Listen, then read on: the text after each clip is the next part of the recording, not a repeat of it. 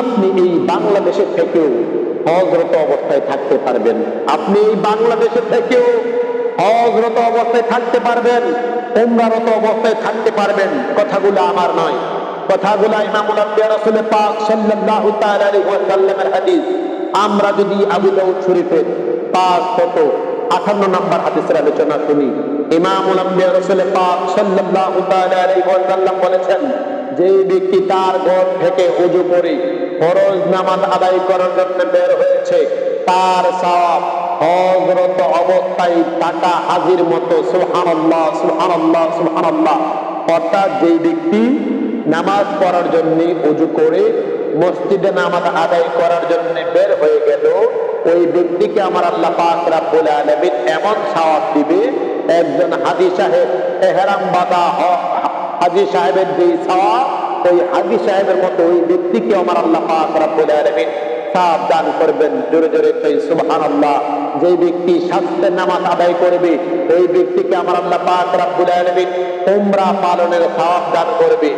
আর যে ব্যক্তি এক ওয়াক্ত নামাজ পড়ে অন্য ওয়াক্ত নামাজের জন্য অপেক্ষায় থাকলো, বা যে কোনো কথা বললো না, বা যে কোনো খারাপ কাজ করলো না, জিকিরের উপরে থাকলো, ওই ব্যক্তির আমলকে আমার আল্লাহ পাক রব্বুল আলামিন সাত আকাশের মধ্যে ওই ব্যক্তির আমল লিপিবদ্ধ করে দেয়। সুবহানাল্লাহ, সুবহানাল্লাহ, সুবহানাল্লাহ। অত্যন্ত গুরুত্বপূর্ণ হাদিস। মান খারাজা মিন বাইতি, যে ব্যক্তি ঘর থেকে বের হলো তাহারাতুন মুতাহারাতুন, পবিত্র অবস্থায়, ইলা সালাতি, সালাত আদায় করার জন্য, যে ব্যক্তি ফরজ সালাত আদায় করার জন্য তার ঘর থেকে বের হয়েছে ওযু অবস্থায়, পবিত্র অবস্থায়, আল্লাহ পাক রব্বুল আলামিন ওই ব্যক্তিকে হযরত অবস্থায় থাকা হাজীর মতো সওয়াব দান করবে।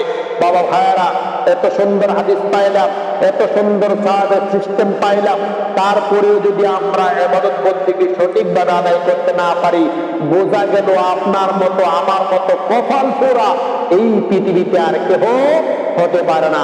এই জন্য আমার ভাইরা, আমি আপনাদেরকে যে হাদিসটি শুনিয়েছি অত্যন্ত গুরুত্বপূর্ণ হাদিস, আবু দাউদ শরীফের হাদিস।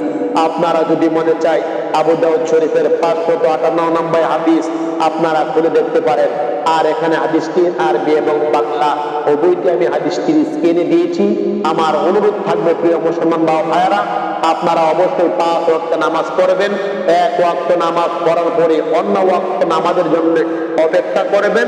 ফাঁকি দিয়ে কোনো খারাপ কাজ, কোনো অশ্লীল কথাবার্তা বলবেন না। যদি আপনি এই অবস্থায় থাকতে পারেন, আপনার আমল, আপনার ইবাদত বন্দেগী, আপনার আমল আমার আল্লাহ পাক রব্বুল আলামিনের হাবিব বলেছেন, সাত আসমানে আপনার আমল লিপিবদ্ধ করা হবে। সুবহানাল্লাহ, সুবহানাল্লাহ, সুবহানাল্লাহ। আল্লাহ পাক রব্বুল আলামিন